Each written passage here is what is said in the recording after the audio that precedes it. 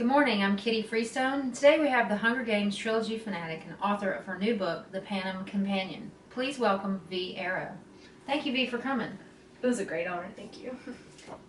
So, you must really love the series, The Hunger Games, that compelled you to write a book about it. What is so special about it to you? Well, I really love the basis of the story, how it derives from famous Greek and Roman myths.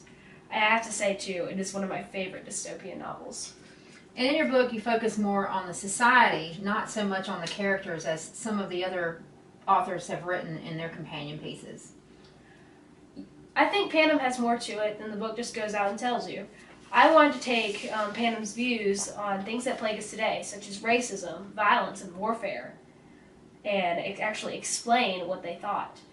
I also took my already well-known fan map, which you can see right here. Probably many of you have seen it. And I decided to calculate how long it would take for the world to fall into disarray and create the world of Panem. And one of my favorite parts was the section on Tesserae. And another fan, Shyla Adante, she was able to calculate and figure out if the odds were in our protagonist's favor. Notice the chart that you've provided for us today. Yes. Yeah, that really interests me also, how Peeta and Prim's odds were almost exceedingly low and almost rendered the entire series impossible. I know, and another part of the book on racism really disturbed me. The fact that the peacekeepers would kill an impaired slave child for unknowingly stealing.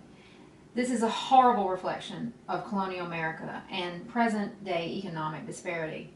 Racism is still present in American society. That really unsettled me also. I really don't understand how people can discriminate against another person just by the way they look. Honestly, it's sick. It really is. I remember in early 2012 when the first movie came out, there were two actors, Amandla Stenberg and Dea Okoniwi, who portrayed Ruin Thresh in the movie. There was this horrible Twitter storm just of people saying these awful racist comments against them. As you can see here, we posted some of the comments that people were making. Many of them you can't even print. They were terrible. And I don't understand it either. And how the upper class are so biased to people of the middle class and lower class, just like in the Capitol and sometimes in the districts, different classes. I talked a little bit about that in the book too. How people from the merchant class in District 12 actually have a slight prejudice towards people in the scene who are much poorer. I remember one scene when Katniss was 11 years old, her father had just died, and she was on death's door. She was digging through the baker's trash, and she was trying to find something to keep her family alive. And the baker's wife came out, called her an indecent brat from the scene, and told her to leave and get out. That really does show how people of different classes can be extremely biased. And what are other things do you think that we face that are still shown in Panem? Violence. Everywhere you look, every story you see, there's something about violence. Whether it be murder, fights, or shootings, it's always been there, and it always will be. Many people ask about the series. How could the Hunger Games itself become accepted? How could it be seen as a spectacle?